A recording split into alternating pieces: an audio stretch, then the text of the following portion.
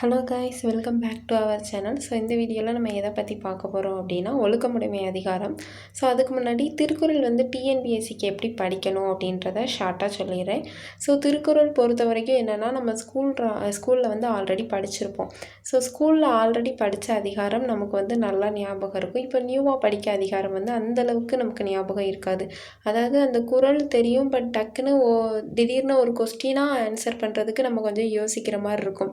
இதுவே ஸ்கூலில் படித்த அன்புடைமை இல்லை ஒழுக்கமுடைமை இந்த அதிகாரம் நமக்கு ஈஸியாக இருக்கும். ஏன் அப்படின்னா நம்ம ஸ்கூல் படிக்கும்போது நம்ம டீச்சர்ஸ் ஒன் டைம் சொல்லியிருப்பாங்க, நம்மளும் ஒன் டைம் சொல்லியிருப்போம். ஸோ திருக்குறள் பொறுத்த வரைக்கும் நமக்கு கேட்க கேட்க நல்லா மனப்பாடம் ஆகிற மாதிரி இருக்கும். அதாவது நமக்கு புரிஞ்சு நம்ம மனசில் பதிகிற மாதிரி இருக்கும்.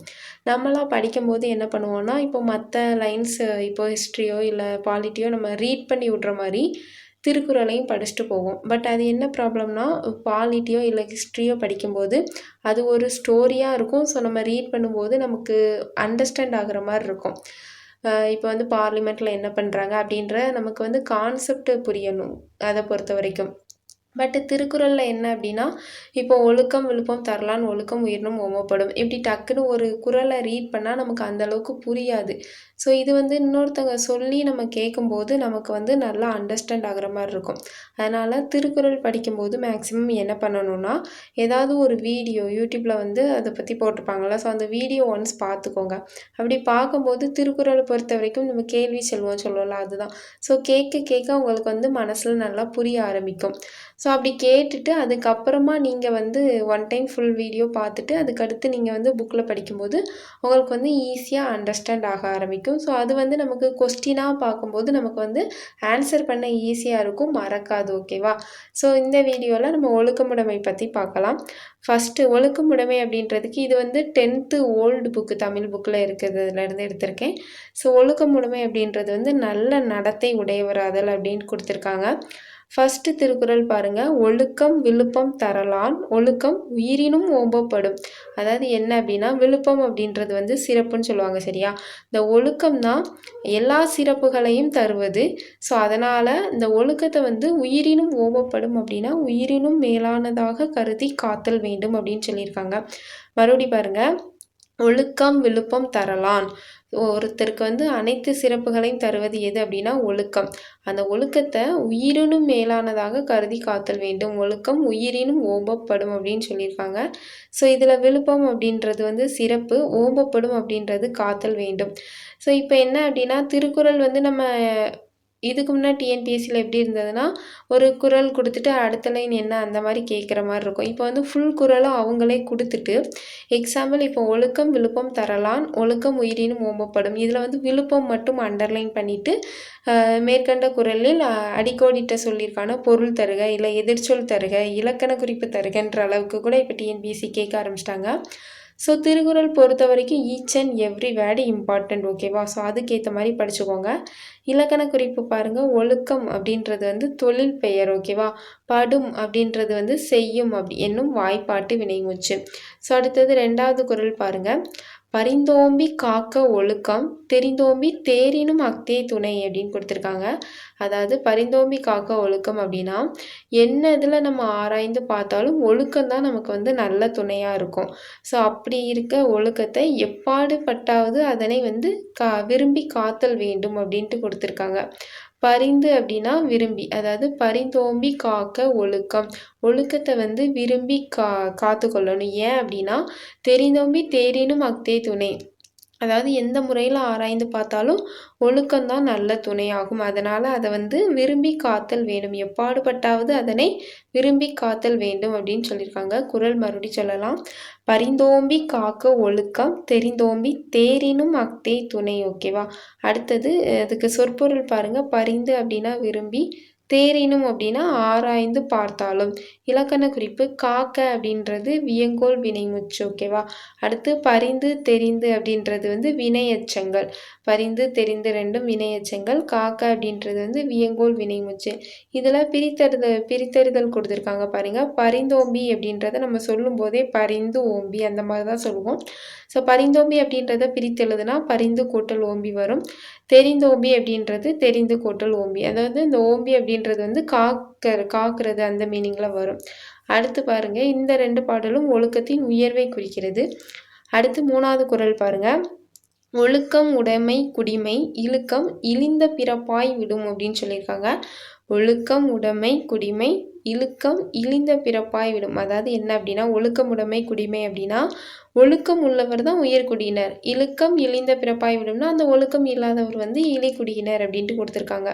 அதாவது குடிமை அப்படின்றது வந்து உயர்குடியை மீன் பண்ணுறது, இழுக்கம் வந்து ஒழுக்கம் இல்லாதவங்களை சொல்லுது அந்த வேர்டு. ஓகேவா? குறள் பாருங்க, ஒழுக்கம் உடைமை குடிமை இழுக்கம் இழிந்த பிறப்பாய் விடும் அப்படின்னு சொல்லியிருக்காங்க. அதாவது ஒழுக்கம் உள்ளவரே உயர்குடியினர், ஒழுக்கம் இல்லாதவர் இழிக்குடியினர். இலக்கண குறிப்பு பார்க்கும்போது இழிந்த பிறப்பு அப்படின்றது பெயரச்சம். ஓகேவா? அடுத்தது 4வது திருக்குறள் பாருங்க, மரப்பினும் மோத்து கொள்ளலாகும் பார்ப்பான் பிறப்பொழுக்கம் குன்றக் கெடும் அப்படின்ட்டு கொடுத்துருக்காங்க. அதாவது என்ன அப்படின்னா, ஒருவன் வந்து தான் கற்ற கல்வியை மறந்தாலும், இப்போ நம்ம படித்ததை மறந்துட்டே அப்படின்னா திரும்ப படிச்சுக்கலாம். ஆனால் ஒழுக்கம் குறைந்தால் அவனுடைய குடிப்பிறப்பின் சிறப்பு வந்து அழிந்து போகும். ஒரு நல்ல குடும்பத்தில் இருக்கவே ஒன்ஸ் தப்பு பண்ணிட்டான் அப்படின்னா அதை தான் இது பண்ணுவாங்க. அவங்க இதுக்கு முன்னே இருந்த ஒழுக்கம் அதெல்லாம் பார்க்க மாட்டாங்க. அவங்க தப்பு பண்ணிட்டாங்கன்னா அதை நோட் பண்ணி தான் பேசுவாங்க. அதை தான் சொல்லியிருக்காங்க. மரப்பினும் மோத்து கொள்ளலாகும் பார்ப்பான் பிறப்பொழுக்கம் குன்றக் கெடும். ஒருவன் தான் கற்ற கல்வியை மறந்தாலும் அதனை மீண்டும் கற்றுக்கொள்ள இயலும். ஆனால் ஒழுக்கம் குறைந்தால் அவனுடைய குடிப்பிறப்பின் சிறப்பு வந்து அழிந்து போகும்.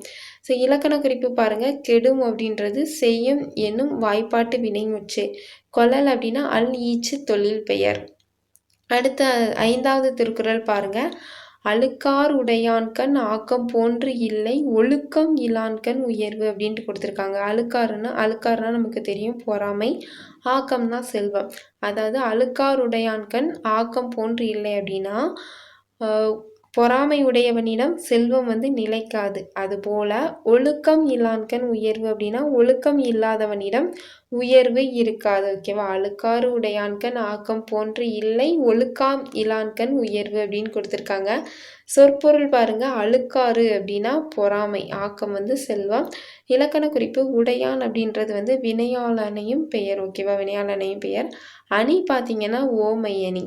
ஓகேவா? இதில் வந்து ஓமை அணி வந்திருக்கு. ஏன் அப்படின்னா அழுக்கார் உடையான்கண் ஆக்கம் அதுபோல அப்படின்ற ஒரு வார்த்தை வந்து வருதுல்ல, அதுதான் ஓமையணி. போல போன்ற அந்த ஓம உறுப்புகள் மறைந்து வருவதை வந்து ஓமையணின்னு சொல்லுவோம். ஸோ அடுத்து பாருங்க, ஒழுக்கத்தின் ஒல்கார் உறவோர் இழுக்கத்தின் ஏதம் படுபா கரிந்து அப்படின்னு கொடுத்துருக்காங்க. ஒழுக்கம் தவறுதலால் ஏற்படும் குற்றங்களை நன்குணர்ந்த மன வலிமை மிக்கோர். உறவோர் அப்படின்னா மன வலிமை உடையோர். ஓகேவா? ஒழுக்கத்தின் ஒல்கார் உறவோர் இழுக்கத்தின் ஏதம் படுவா கரிந்து அப்படின்னா ஒழுக்கம் தவறுதலால் ஏற்படும். இப்போ நம்ம ஒரு விஷயத்தில் ஒழுக்கம் தவறிட்டோன்னா அதில் என்னென்ன பிரச்சனைலாம் ஏற்படும் அப்படின்றத உணர்ந்த உறவோர், அதாவது மன வலிமை மிக்கோர், அவ்வொழுக்க நெறியில் இருந்து சிறிதும் விலக மாட்டார் அப்படின்ட்டு சொல்லியிருக்காங்க. ஒழுக்கத்தின் ஒல்கார் உறவோர் இழுக்கத்தின் ஏதம் படுவா கரிந்து அப்படின்னா ஒழுக்கம் தவறுதலால் என்னென்ன குற்றங்கள்லாம் வரும் அப்படின்றத தெரிஞ்ச மன வலிமை உடையோர் வந்து அந்த ஒழுக்க நெறியிலிருந்து மாற மாட்டாங்க அப்படின்றத சொல்லியிருக்காங்க. ஓகேவா? சொற்பொருள் பாருங்க, ஒல்கார் அப்படின்னா விலக மாட்டார், உறவோர் அப்படின்னா மன வலிமை உடையோர், ஏதம்னா குற்றம். இலக்கண குறிப்பு உறவோர் அப்படின்னா வினையாளனையும் பெயர். ஓகேவா? அடுத்தது 7வது குறள் பாருங்க, ஒழுக்கத்தின் எய்துவர் மேன்மை இழுக்கத்தின் எய்துவர் எய்தா பழி. ஒழுக்கத்தின் எய்துவர் மேன்மை இழுக்கத்தின் எய்துவர் எய்தா பழி அப்படின்னா ஒழுக்கமுடையோர் வந்து மேன்மை அடைவர். ஒழுக்கத்தின் எய்துவர் மேன்மை, ஒழுக்கமுடையவர் மேன்மை அடைவர். இழுக்கத்தின் எய்துவர் எய்தா பழி அப்படின்னா ஒழுக்கம் இல்லாதவர் அடையக்கூடாத பழியை அடைவர் அப்படின்னு சொல்லியிருக்காங்க. ஸோ எய்துவர் அப்படின்னா அடைவர். ஓகேவா? இலக்கண குறிப்பு பாருங்க, எய்தா பழி அப்படின்னா ஈறுகெட்ட எதிர்மறை பெயரச்சம். எய்துவர் அப்படின்னா பலர்பால் வினைமுற்று. ஸோ எய்தா பழி அப்படின்றது ஈறுகட்ட எதிர்மறை பெயரச்சம், எய்துவர் அப்படின்றது பலர்பால் வினைமுற்று. அடுத்து பகுபத உறுப்பிலக்கணம் பாருங்க, எய்துவர் அப்படின்றது எய்து கூட்டல் இவ் கூட்டல் அர். இதில் எய்து பகுதி, இவ் வந்து எதிர்கால இடைநிலை, அர் வந்து பலர்பால் வினைமுற்று விகுதி. ஓகேவா? இந்த 5 குறளும் எதை பற்றி சொல்லுதுன்னா ஒழுக்கத்தின் குணமும் ஒழுக்கமின்மையால் ஏற்படும் குற்றமும் பற்றி கூறுகின்றன. அடுத்து 8வது குறள் பாருங்க.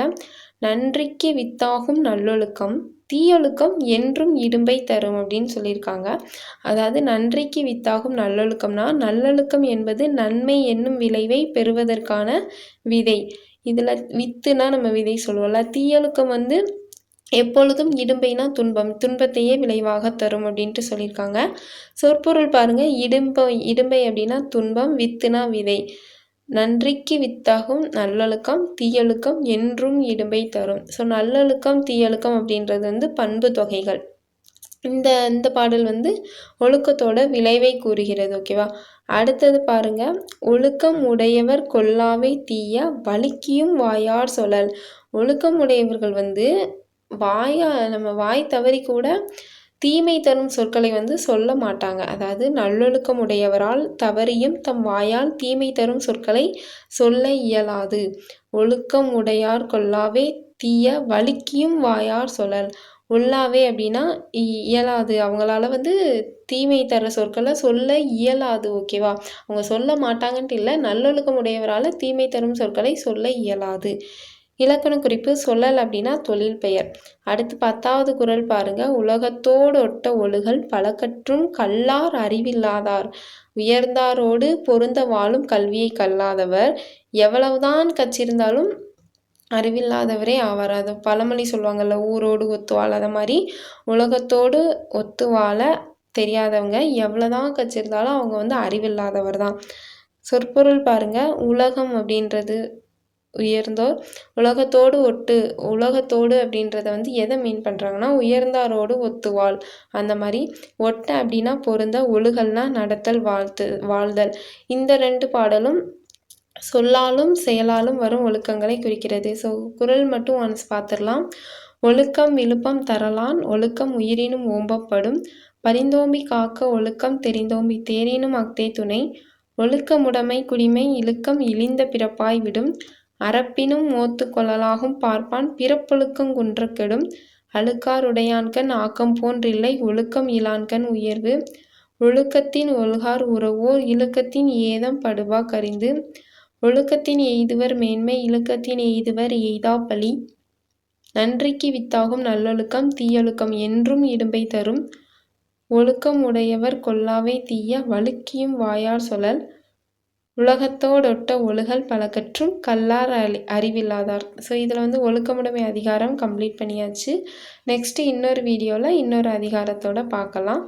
இந்த வீடியோ உங்கள் ஃப்ரெண்ட்ஸ் யாரும் டிஎன்பிஎஸ்சி ப்ரிப்பேர் பண்ணிட்டு இருந்தாங்க அப்படின்னா அவங்களுக்கு ஷேர் பண்ணுங்கள்.